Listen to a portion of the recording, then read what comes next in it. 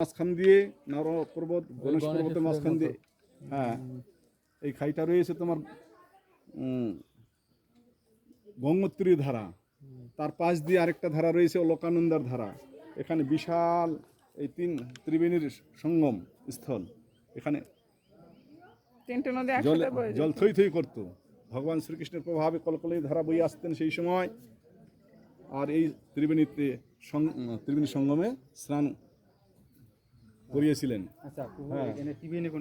ত্রিবেণী, হ্যাঁ, এই তিনটা ধারা আছে, একটা দুটো তিনটে, এটা যমুনোত্রী, গঙ্গোত্রী, অলকানন্দা।